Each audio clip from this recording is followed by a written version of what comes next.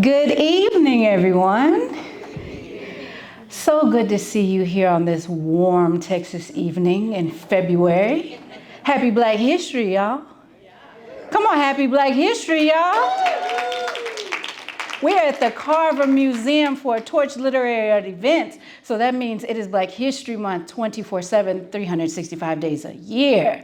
And that is something that we get to celebrate and share the incredible stories, talent, and experiences of Black community from across the diaspora with all of you. Thank you so much for being part of our Torch community and coming out tonight. My name is Amanda Johnston. I am the founder and executive director of Torch Literary Arts. It is my pleasure to welcome you to Writers Across the Diaspora featuring Dr. Malika Booker.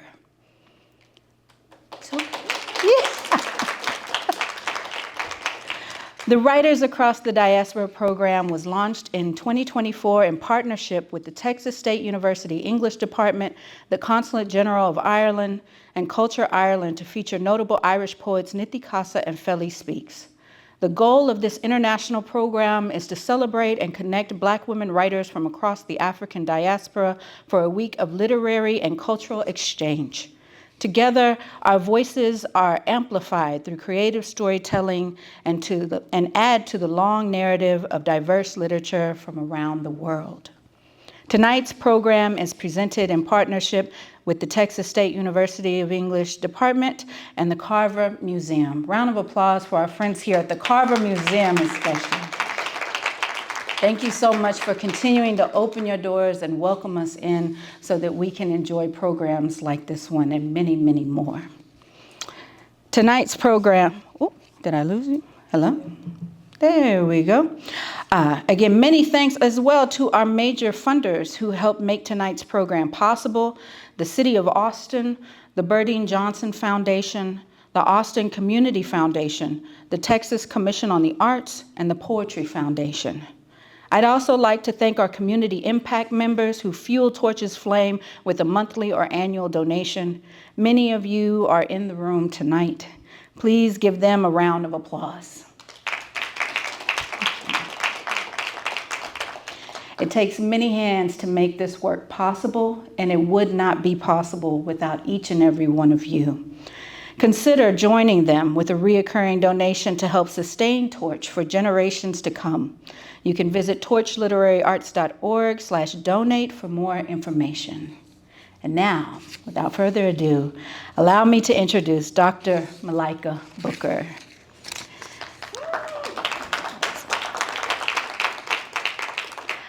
Dr. Malika Booker is a lecturer at Manchester Metropolitan University, a British poet of Guyanese and Grenadian parentage, and co-founder of Malika's Poetry Kitchen, a writer's collective. The anthology Too Young, Too Black, Too Different, Poems from Malika's Poetry Kitchen was recently published to celebrate Malika's Poetry Kitchen's 20-year anniversary. Round of applause for that. Having something for 20 years takes a lot of work. Her pamphlet, Breadfruit, received a Poetry Society recommendation, and her poetry collection, Pepperseed, was shortlisted for the Bocas Prize and the Seamus Heaney Centre Prize for first full collection. Booker currently hosts and curates Peepal Tree Press's literary podcast, New Caribbean Voices. A Cave Canem Fellow and inaugural poet in residence at the Royal Shakespeare Company, Malika was awarded the Chumley Award for Outstanding Contribution to Poetry and elected a Royal Society of Literature Fellow. Her poem, The Little Miracles, commissioned by and published in Magma 75, won the Forward Prize for Best Single Poem, and her poem, Libation, published in Poetry Review, also won the Forward Prize for Best Single Poem, and she is the only woman to receive that prize twice. Please welcome Dr. Malika Booker. Hi, everyone. Wow. Good evening. I'm so happy that you came out tonight. There's so much things you could be doing, so I'm really super excited that you're here. So I'm going to share some poems with you. And I'm going to start off with some poems from this book, Pepper Seed, and then I'm going to read some new ones. So, warning. Some great-great-grandmother told her daughter, never let no man hit you and sleep. Pepper the food, boil water and throw. Use knife and make clean cut down there. Use cutlass and chop, then go to the police. Each daughter told over and over, like brush your teeth till it's thick. How my mother runway man with cutlass chase him. How my gran used cutlass pon table to explain to her man, don't lose your blasted mind and raise that hand to me. And so we are shaped, molded, and made hard. I remember my aunt kicked her man out after her child was born, cut him dead like rotten wood after he used her like boxing bag, kicking her womb as she lay on the floor. That day her blood boiled through swell eye and bust skin, and she knew he could not sleep, and he knew she wanted to kill him bad, chop him dead. 2. Raised in London's sun and London soil and Guyana's sun, I never understood that need for cutlass where it came from till I visited Grenada, a place where man fist pound woman flesh like kneading hard dough. I see bull strength knock girls flat out when she man full of rum and carnival. How Ronald bust lash any woman ass every Friday and Saturday night, kicks you down, bust your tail, and next day is black eye and bruise as Pauline clings onto Ronald's foot saying she loved him through each blow. I understand. 3, I never knew I had it. Thought I was soft till that night my friend could not drive and I offered him my bed to sleep. I felt something in his look. He and I alone in that room, and my blood raised up. My poor swell, I went to the kitchen, took down that knife, marched upstairs and told him, I'm cutting it off if you lose your mind. Don't think it, and if you do, don't sleep.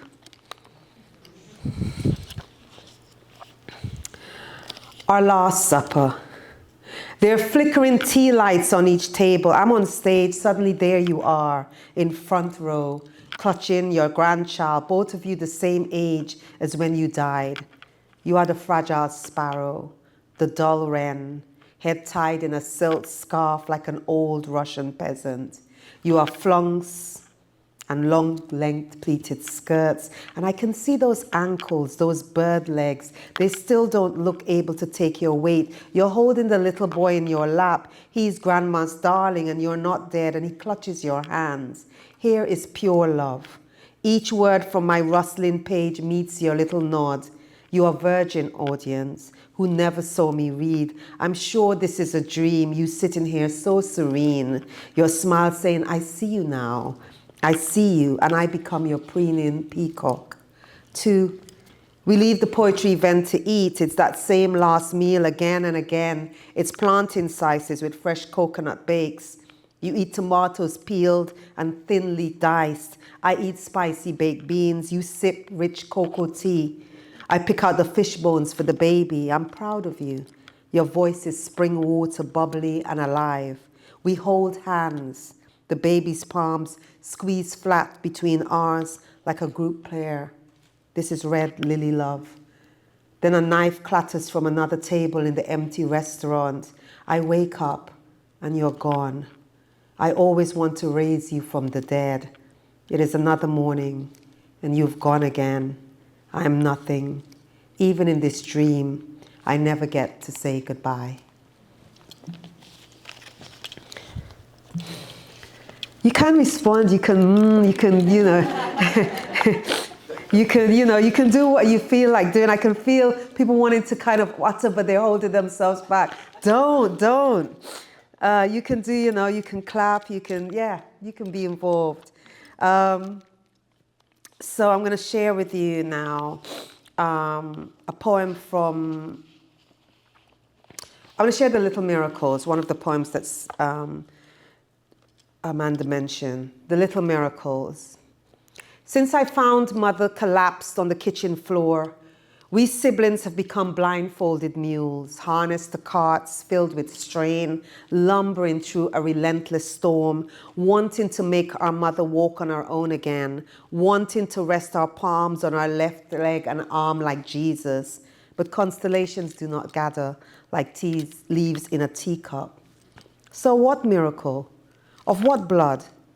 Of what feeble wishes do we pray, happy no nails, hammer plywood, building a coffin to house her dead weight? Happy her journey crawls as we, her children, hold on like drought holds out for rain, learning what it is like to begin again, to start with the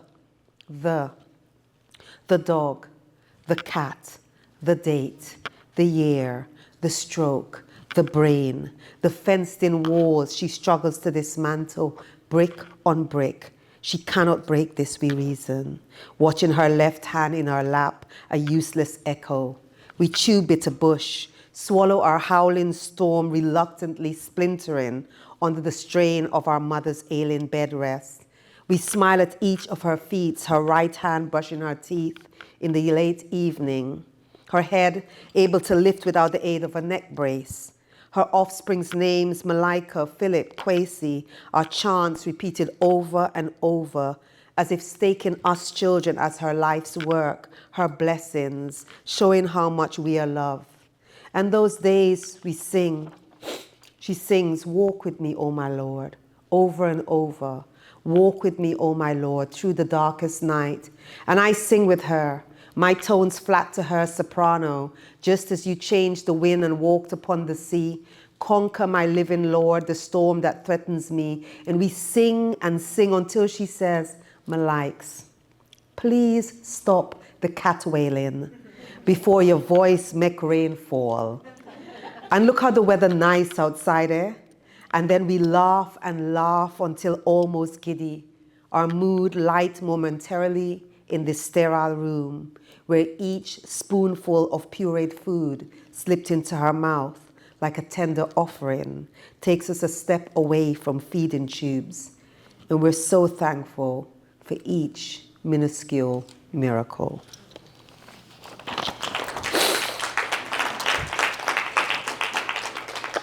So I've been working on a collection where I have reimagined people in the Caribbean, in the Bible, and imagined them as Caribbean. So reimagined the King James particularly. And this is the ghost in the witness stand. It's about the Levite, and it's one of the most brutal misogynistic acts of violence in the Bible, committed against this woman. And so in this poem, the woman speaks back. And so she's described as a lot of things. She's never named, but she's described as his wife, his concubine, harlot, all the names, but never her own name. And so I've created this sonnet where we use the biblical verse, and then she responds back in the verse, the reverse. So she responds back to the verse. "And it came to pass in those days when him woo me like dew shine on grass blade. And it came to pass in those days when it was pastures green, not ripe to be swayed, that there was a certain Levite who state instead ensnared. There was a certain Levite who took to him, but then wore no broke me up like untamed mare. And there was a certain Levite sojourning, no loitering, liming to whistle gal passing rum shop. That there's a certain Levite sojourning, label horn a man to woo girl for fling down tabletop. 2, the other way him start eye up my body, start say thickening me up like I's rump. Say thickening me up like I's rump, body to dissect, slaughter, quarter and cut up. Body to dissect, slaughter, quarter and cut up. I was parade each day on his auction block. My parade's a pirouette, toes bloody on wood block. It's the way he watched me make a hat was to run. It's the way he fist licked me make a hat was to put foot and run one foot in front the other. 3, like yard fowl, I run back to my puppa yard. But he welcome was rancid as spoiled coconut water. What make you run, come back home, little gal? Over and over like stuck record. When he kick our dog down concrete stairs. When crushed body red stained our sheets, each morning's bloom. But was not papa's bosom a rock and hard chest? His vile viper tongue. 1, 2. Is the night gone? Huh? It turned off. It turned off. Yeah. Okay. So what do I do? Just turn it? Help, I need somebody.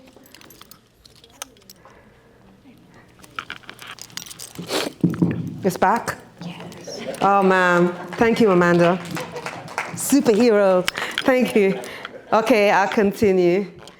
His viper tongues, his skettel, his salop said, girl, man have right to fing lash any wayward wife ass. Finger pointed to St. James scripture like judge verdict, then the fist hammered wood. Yet I know in these island villages, when man's shadow have weight, heavy so, is one step away from blood hot with rum to raising cutlass over woman prone body. So I'll haul up my skirt and put foot. 4. This donkey can't drag no more damn road. This donkey cannot drag no more damn road.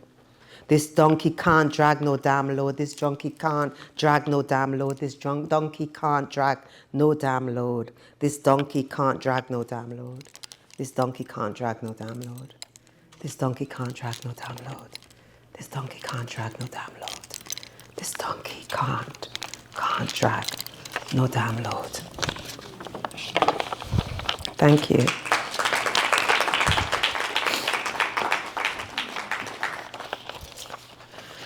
I suppose you can't do the Bible without doing Jesus.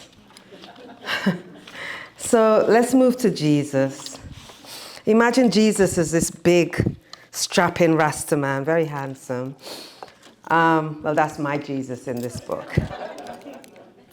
So this is Jesus in the wilderness. 1, temptation. I know you were weary those 40 days in the wilderness. What was the wilderness like? Dry dust and swirling wind, no color, as the devil's flowers do not give birth to seeds here. What is it to live in the forest of devil's yarn, like a goat, wild and yearning, tempted, strong of will, yet weak of mind? What is it to want? What is temptation but yielding of flesh? How fast did your heart beat against ribcage in anger at these tantalizing, abominable lies? No one talks about limbs weakening, or rats gnawing your belly, or lice in your hair, like in the belly of the ship. No one speaks about that. To build a saint, one needs to gloss over the body's ordinariness. One needs to forget there is mess and nastiness in the gut, the dry throat swallowing saliva, the ache of spit sliding along cracked lips and down your neck back, the way the stomach contracts, its punch all uneven, each like an XXX of fists. How not to drown in desire. They stretched like a bending river. They stretched and curled like a meandering river. When the days began to stretch and when his days began to curl and when his days became a meandering river, its undertow dragging him. When the days became deceptive, a river meandering its undertow. When his days became a meandering river. When his days began to curl into a river. When his days stretched and curled. When his days stretched curling into a river whose undertow dragged him weary to the surface. 3. When his days stretched curling into a river, whose undertow ripped his skin right to soul, he who believed stood firm in dry dust, where flowers do not give birth from seeds, where wild goats stroll. No one talks of his trembling limbs, the gnawing rats in his gut, the fleas congregating to party in his hair. No one talks of the reptile's gopher, as the devil sucked succulent orange over 40 days and nights, while he who believed stitched, then unpicked the stitches from his bloody lips. How the taunt of the orange juice ached his neck back in the ripe stench of the boat's belly. How they gripe, the dry heaves, scraping his neck back, his belly swelling pregnant with emptiness. And since those days, we fast in our thirst for salvation, long forgotten the bloodied scar on his nailed palm. Thank you. So I'm gonna do 2 more to finish. Trying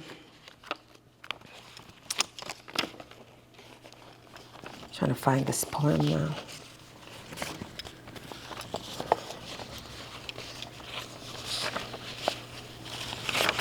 Aha. We have lost the poem. We will find it though, don't worry. Okay. So the last poem I'm going to do is going to involve audience participation from you guys, which I know you're ready to give. So I'm going to do Windrush acoustics. And I'm going to dedicate this to all the migrants across America, but also all the people fleeing places and around the world who are being treated badly, whether it's in the waters outside France, or it's at the borders of England, or it's with ICE over here. This is called Windrush Acoustics. And it's about a time when Caribbean people who'd been living in England all their lives, but who'd come over on their parents' passport as British, all of a sudden they lost those records and started deporting those people. So this is the voice of one of those people, and it's called Windrush Acoustics. And it's a poetic song for all those people I mentioned. Because the custom men came fishing at daybreak, trapped me in their net. Because on that plain we were shoals of fresh-faced fish netted, but not wiggling, passive with the shock. Because my security burst like a balloon, pieces scattered at this shame. Because now I'm trapped in this stinking sand of bureaucracy. Because now John Crows congregate on the green lawn of my prayers like vultures dancing on my coffin. Oh Lord, dancing on my coffin. Because my local MP's promises are trickier than the emperor's new clothes, and the weight of his failed promises presses me into sinking sand. Because the customen watched me scorn, twisting up their face like I was septic tank. And I wanted to tell them home was like this when I first arrived to signs, no dogs. Because I traveled on my mother's British passport. How in them days she was British. How in them days I was British, and we were home. Because it was just last week, I finished pay off for the mortgage, for my little Croydon home, and now they're ripping my flesh, and Lord, this cut jagged, because yesterday my grandson cried, come home, Nana, please come home. But sunshine went on strike, and night have no light. So what flame could I spark for that little boy? Because it was only last week when I picked him up from nursery, his teacher, Miss Williams, said, some of these kids come to school with no food in their bellies, and teaching them is like pouring water on marble. It will not soak. And I thought they had it bad, not knowing that this week it would come to this.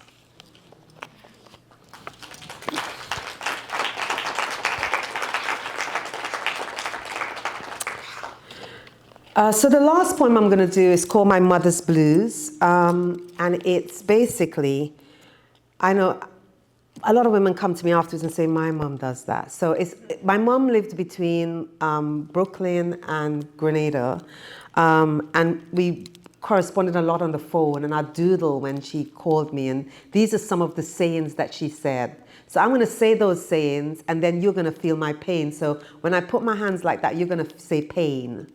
All right? Now, I know there's usually some people in the middle who think because they're in the middle, they don't have to say it. So we're just going to do a trial to just see if you're going to feel my pain. So when I put my hand like this, you say pain, okay? Pain. That was nice. What happened to everybody there? Let me try again. Pain. Good. My mother knows? Pain. A sorrowful gospel type of? A slowly losing her eyesight, eye drops every night. Pain. A headache, worrying for her children overseas, praying for their safety. Pain. A stare through each night, eyes blackening, hope they're all right. Pain. Yeah, my mother knows pain. It's my children don't call. Do they still love me? Pain. A worrisome, dying, gray hair, black, my children are too far away. Oh, will my daughter ever have children? She's 38 years now. Your womb is becoming stone sermon for her only girl on her birthday. Yeah, my mother knows pain. It's what did I do wrong bringing them up? My son has gone astray. Someone put Obi on him, so I have to pray real, real hard. And look how so-and-so children do so well. I wish mine were like that. Yeah, my mother knows pain. Is the house now empty? No one to cook for? And I can't let go, but I have to let go. It's a let me tell you how to bury me. I want a plain box, no fancy coffin, or I'll come back and haunt you. And don't have no big set of people coming around calling it a wake. It's a let me tell you who will get what after I'm gone so you don't fight. And don't worry, I'll soon be dead and gone, and then you will miss me. Yeah, my mother knows pain. Thank you very much. Oh my gosh, we are so pleased to have you with us here in Texas. This is Dr. Booker's first visit to Texas. Yes, so we're bringing her in right. Took her around, showed her some places. We went to the African American History Memorial at the Capitol. We dined at Kanji, Guyanese approved. So we've got the best right here in Austin. But we are so pleased to have you here. Thank you for making the trip all the way from Leeds to join us for Writers Across the Diaspora. Thank you for inviting me. Yeah, so before I get into my questions, what have you enjoyed so far in your visit here? Well, first thing was the heat. When I left, it was like 3 o'clock in the morning in the cab with the driver driving really slow as big fat clumps of snow came down. And I was thinking, please God, let the plane leave. And so I was dressed in about all these thermals, do you remember? And when Amanda picked me up and we went to the hotel, I was like, please, can I just go and get out of these thermals? And then I've just been sitting in the sun every day, just soaking it in. So the sun's the first thing. And then everyone's just been really friendly, from the hotel to just wherever I go. I keep getting compliments by men and they just buy me drinks. This is one of them. I just sit in the lobby waiting for a man and someone passes and they go, oh, you're very beautiful. I say, thank you. They say, I like your jewelry. I say, thank you. And they say, do you want a drink? And I say, yes, I'm addicted to these pop drinks. And they go, okay, let me just get you one. And so, yeah. But yeah, and just the history, just, you know, just going and seeing the murals around here and just, you know, just being in the place where Juneteenth started and being here during Black History Month. So yeah, I've enjoyed a lot. Wonderful. And I know you also enjoyed that sauce at Kanji. We're going to try to get some. I'm trying to marry the sauce. Well, let me get into some more questions. So, I mean, we'll work on the marriage proposal with the sauces. But kind of a segue, women are prominent in your writing. Women are prominent in your poetry. What part of our narrative do you want to make sure is amplified or reinforced? I think I'm inspired by certain people. I'm inspired by Toni Morrison. I'm inspired by Alice Walker. I'm inspired by a whole generation of like Lorna Goodison, Olive Senior, a whole generation of Caribbean and African American poets who came out around the same time and made it clear just how invisible. Oh, and I have to put Ntozake Shange in there, who made it clear just how invisible we as Black women are, and also noticeably we're easy to erase. Okay, we're always brushed aside from history, or we're always seen as the back end of it. For me, I want women to be center stage and for their stories in all of its ugliness, brutalness, happiness, joy, to be celebrated, whether that's a simple mother-daughter relationship or whether that's really looking at the kind of history of violence that's perpetuated against us. So that is really why I suppose I'm trying to tell those women's stories. And because I grew up as a girl who just wanted to break out of these boxes I was being put in, and you turn to literature for that. But most of the literature I was reading was Enid Blyton, were literature with no black bodies in it. So literature helped me to dream and helped me to want, but I wanted to be Nancy Drew. You know, I wanted to be Nancy Drew in charge of the famous, or Joe in charge of the famous seven, and there wasn't that person there. So in writing, I want to write our stories, write our presence into literature, so that other people who read and see reading as a freedom and an imaginative and a resistance space can see themselves reflected. Absolutely. There's so much still to correct and add to that narrative, right? That as we are living and existing, stuff is being erased.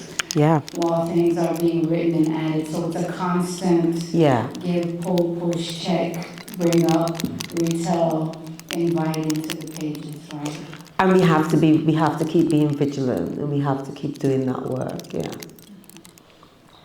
You also write a lot about spiritual and religious storytelling. It breathes all through your work in beautiful, magnificent ways. What drew you to focus on scripture in your poetry? So that's interesting. There's so much different answers. I'm going to keep it short because could be a thesis. So first of all, I grew up Catholic. I grew up in the Caribbean as a Catholic girl. Went to Catholic everything, Catholic nursery, primary school, secondary school. Then went to England, went to Catholic secondary school, Catholic sixth form college, and then I said enough. So I think there's something in Catholicism in terms of litany, in terms of psalms, in terms of the service that lends itself to poetry. And I think if you have that kind of upbringing, it just goes into your work. It just goes into the musicality of the work because you grew up in that space. And then I was intrigued with the King James Bible in particular.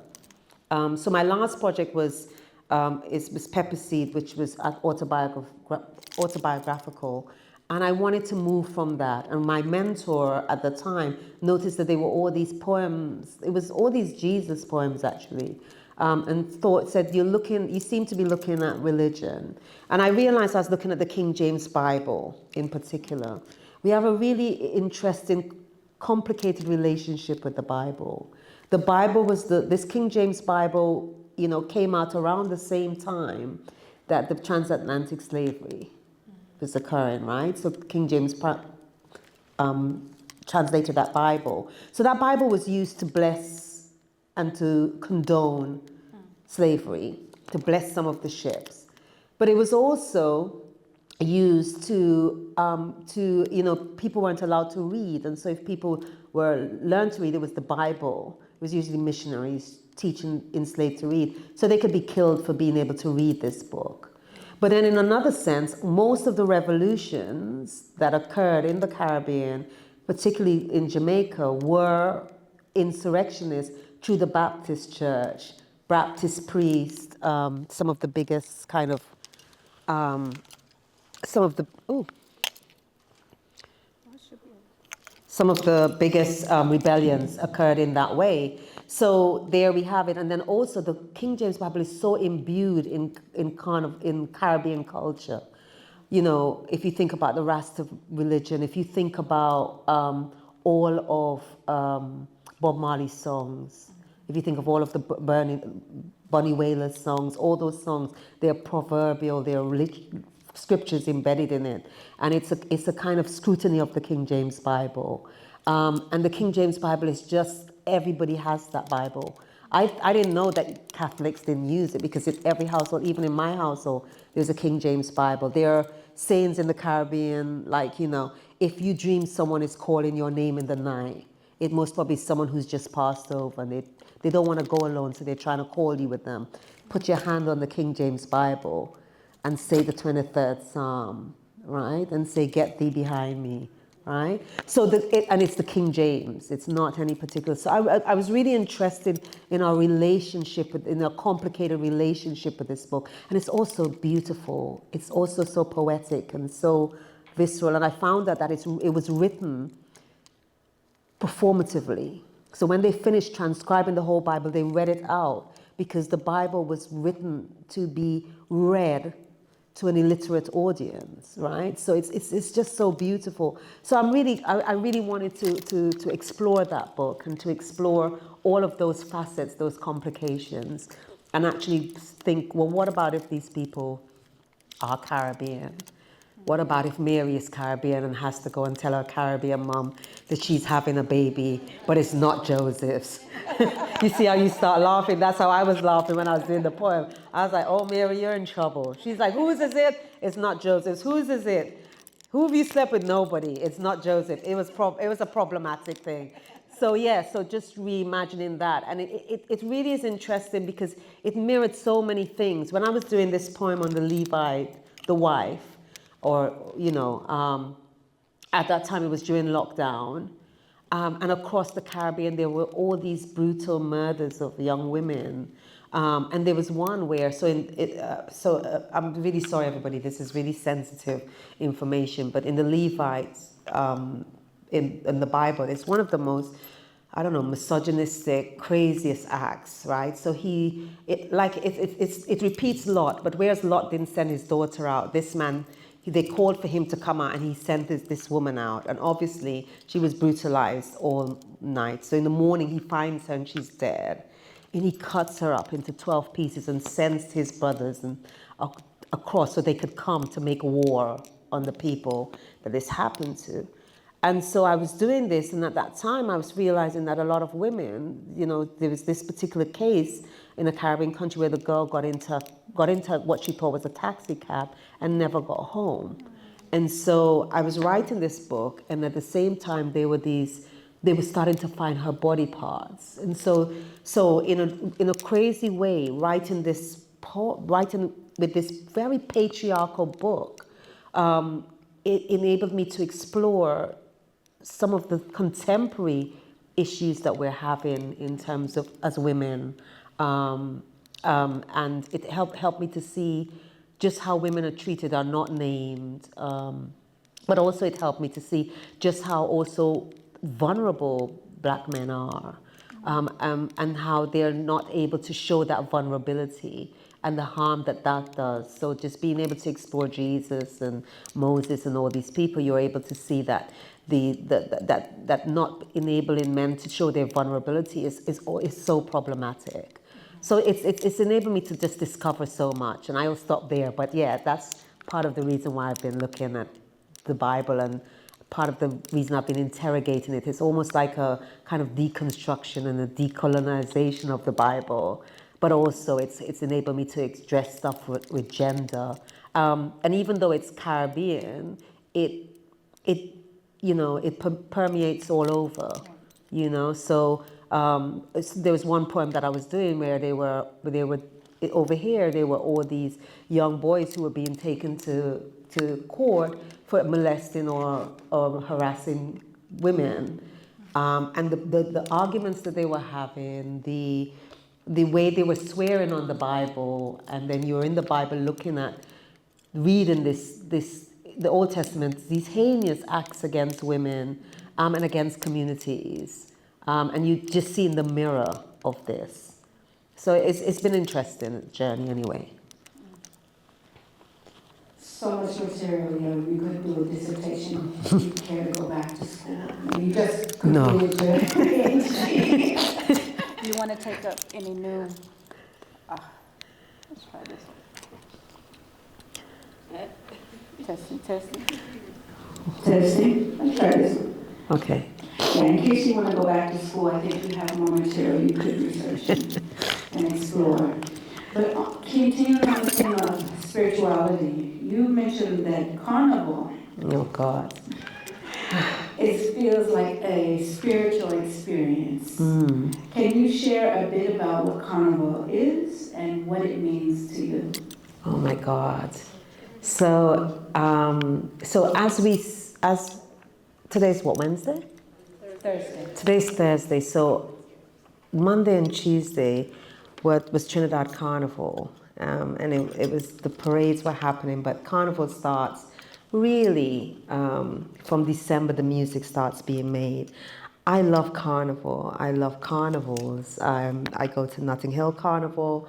I've been going to Carnival from since I was small. I think being in England, I've only missed one ever. It's spiritual. There's something about being in the band. There's something about putting on the costume. When you first put it on, you feel naked and almost revealed, and you feel horrible, and you're all there. And then you put on your headdress and you walk out into the street, and all of a sudden you just feel like like you're just a bride. You just feel like the most beautiful, sexiest, amazing woman in the world. So there's that aspect of it. There's a spiritual aspect of it as well. Most carnivals came through kind of resistance and came through a way to kind of rebel against, or to against the powers that be. So there's a part of carnival that's called Jab Jab, or the Blue Devils, and they blacken their skin with ash and tar and make themselves grotesque. Jab Jab meaning the Jambalassi, coming from French, meaning devil. So it's kind of like the overseers and the masters all said that these people are ugly and grotesque, and they're like, we're going to assume it, and we're going to do that. But also, it's said that the Jab Jab is done as well, and it's practiced in Haiti, in Trinidad, in Grenada, in Martinique, and in various other places. But it's also said that sometimes to punish the enslaved, they would throw them into the vat of molasses, and they would kind of get really, burnt and black beyond belief. So it's also a way of honoring, also a way of enacting that. And it's also so scary and so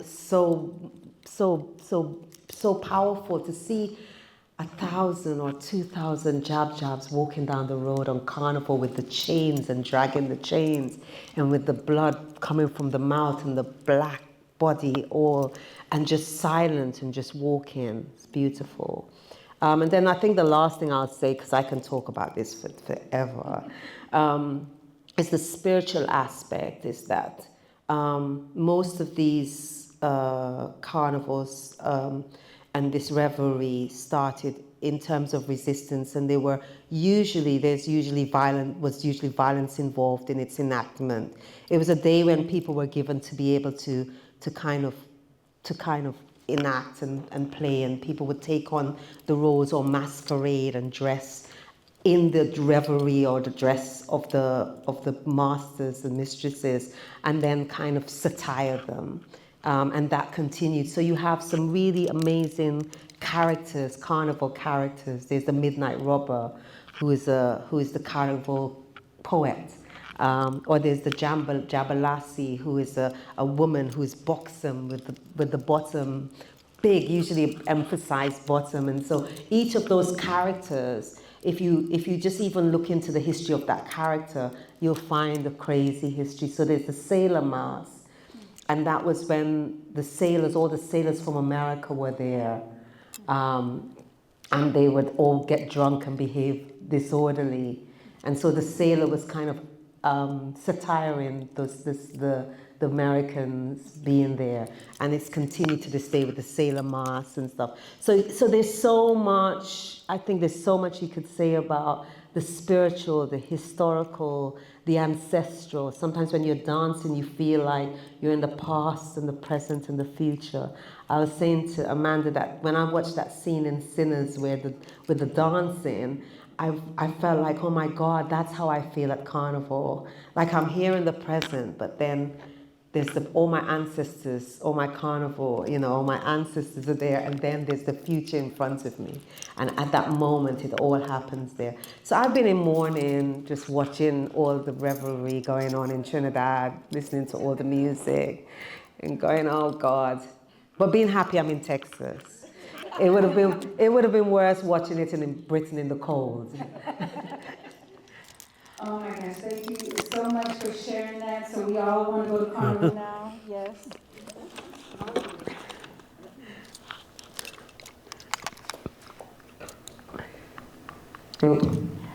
Yeah, I think it's too much power. It's really wrong.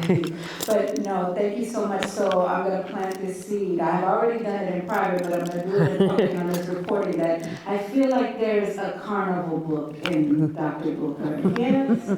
I feel like there's a book of poems about carnival that, you know, just to, when you're ready to come back to the page and explore some new things, maybe share a little bit of that poetry, wisdom that you have, and experience and talent with Carnival. Oh, thank you.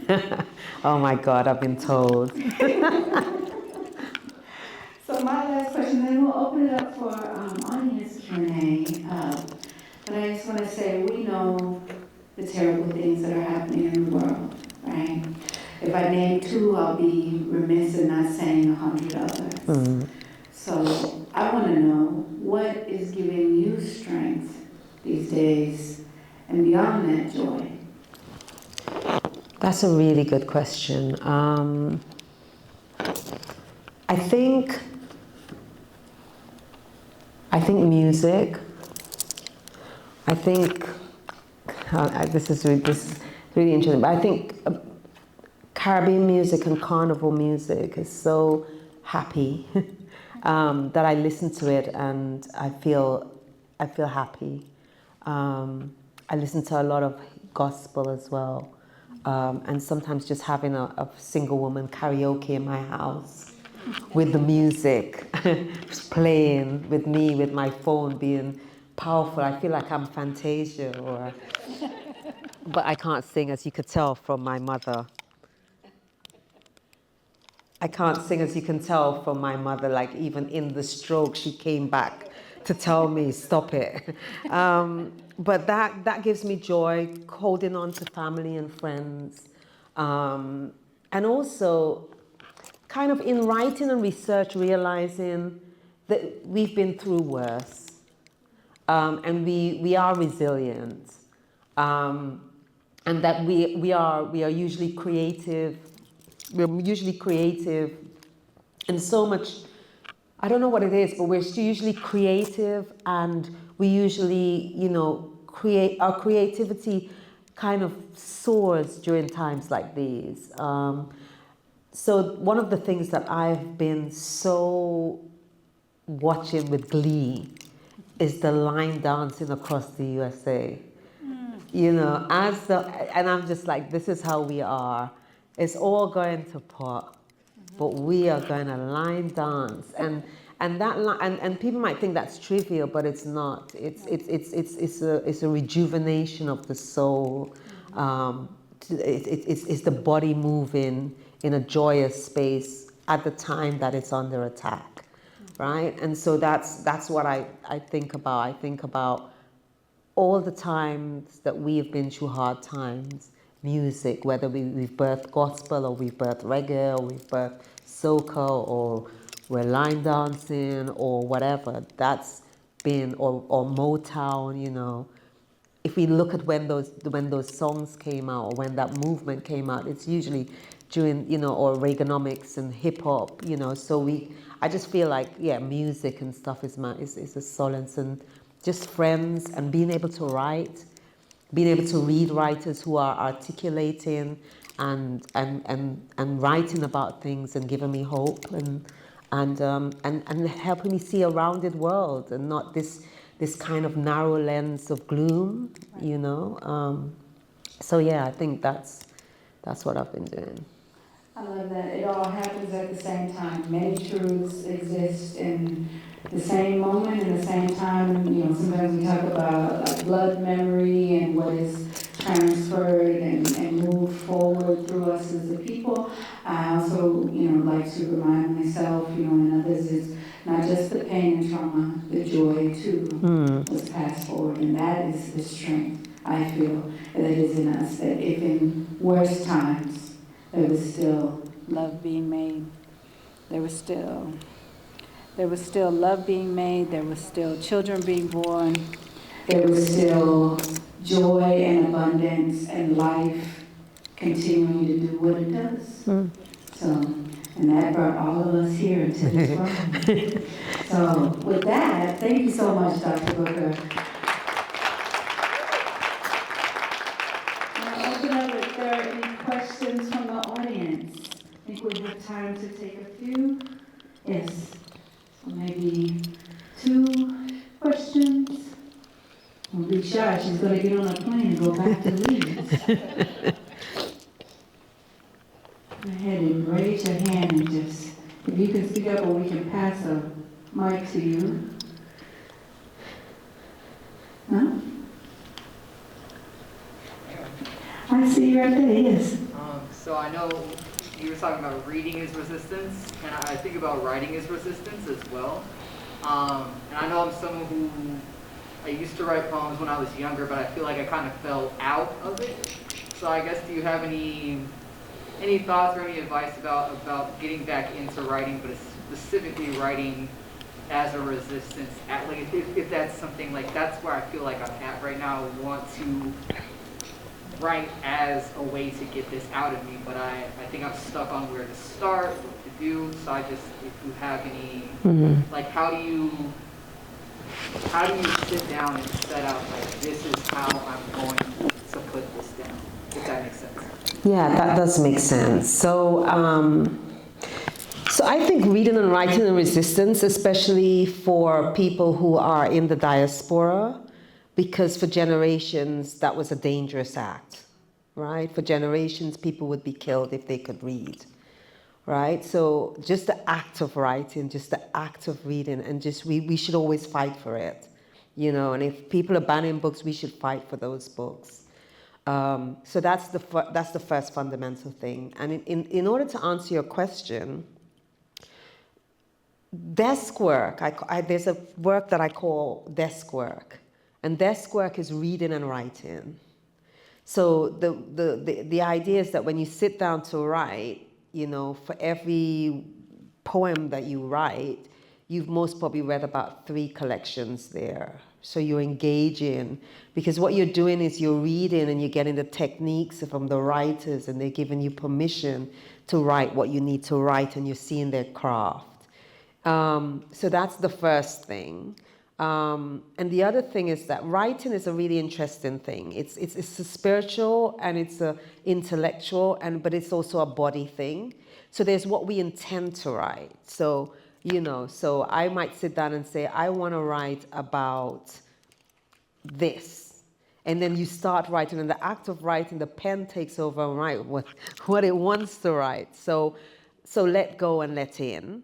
And the other thing is, we started Malika's Poetry Kitchen because when we started writing, we also wanted to develop our craft. And we realized that any artistry or anything, any kind of, you know, if you want to be a plumber, you need to learn your craft. So then I would look for writing classes. I would look for, you know, writing groups and join those so that so that you could skill yourself up, so that the impulse to write is backed up by kind of action, by reading, immersing yourself in writing groups, in writing classes, and then also kind of going around and listening to other writers.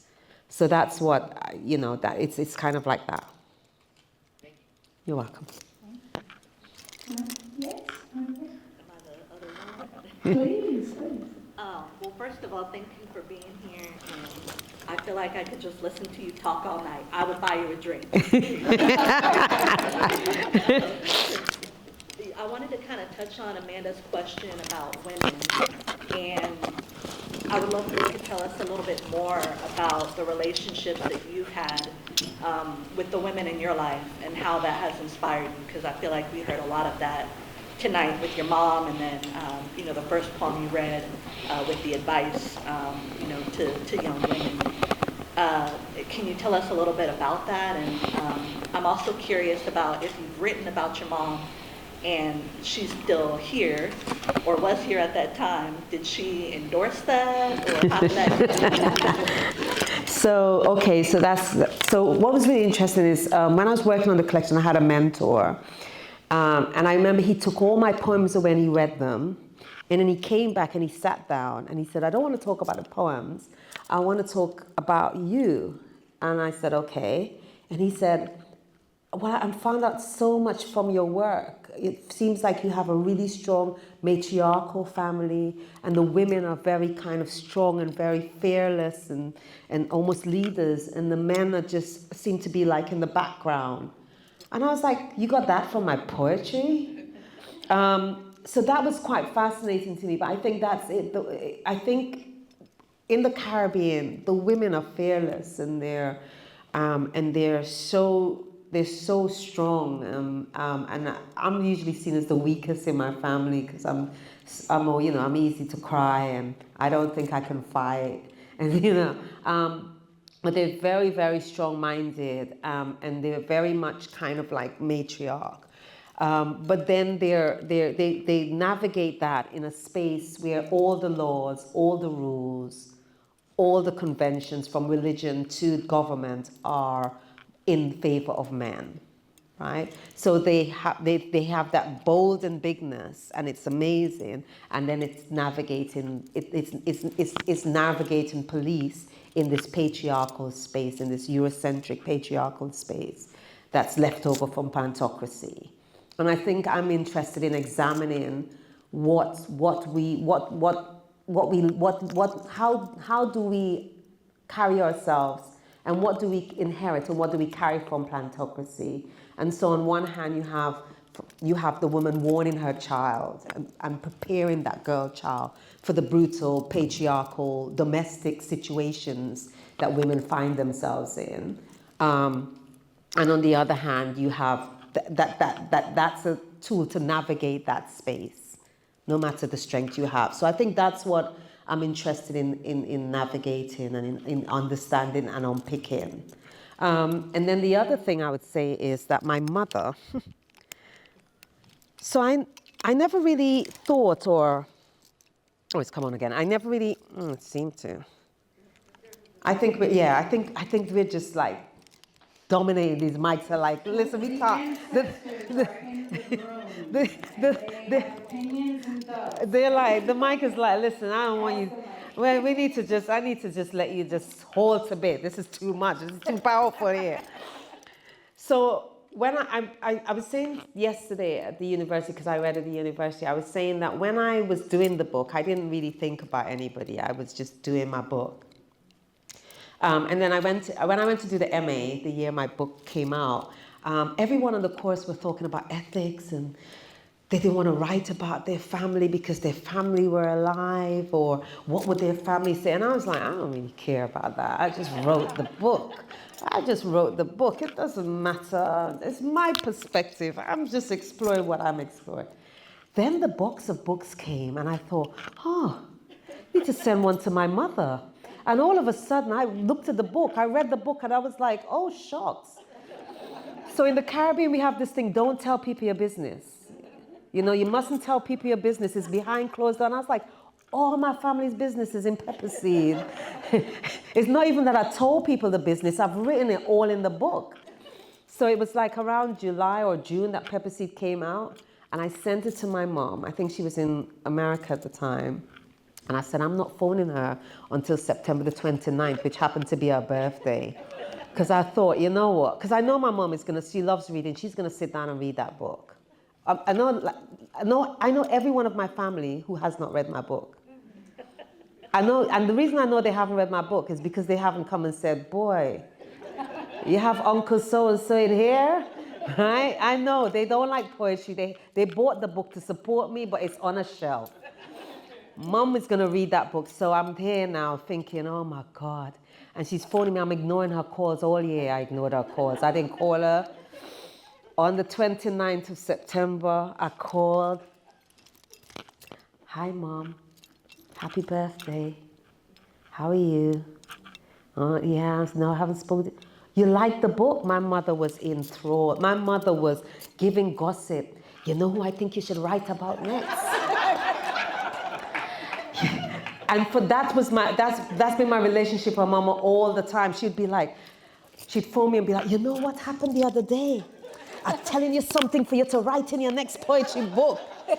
And then, you know, the one we did, Pain, she was like, why you didn't put this one that I tell you in there? And then you should have put this one in there. And you should have put that one.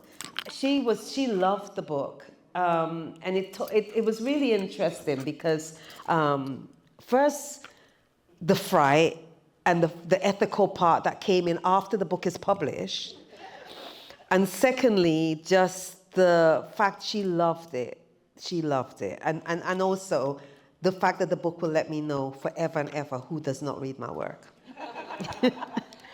Wonderful. That is a wonderful mark to stop on and advertise that we have copies of Pepper Seed. We have very limited numbers, so I apologize in advance. But you want to get them. While we do have some copies, you need to buy them all because Dr. Booker carried them from like international presses. It's a thing, ordering books and getting them here, and she was so kind and gracious to make sure we had some here. So we want to make sure that those are also, but you cannot just easily go to a bookstore or online even and order it. So if you're inclined to get it, please get it tonight. We will have them up in the lobby. There's refreshments still up there. Please come by and say hi to Dr. Booker. Get your photo taken with Dr. Booker. She do a selfie. I mean, come on, just for the photos, you look amazing. But no, thank you so much, Dr. Booker, for being with us. Round of applause, Dr. Booker. Thank you. Thank you again to the Carver Museum and the team for keeping the doors open for us to be here this evening. If you want to learn more about Torch Literary Arts, please visit us online at torchliteraryarts.org. We have many more programs coming up this season. This is our 20th anniversary year. And we couldn't think of anything better than celebrating with all of you. So I look forward to seeing you at future events. Thank you all for coming out tonight.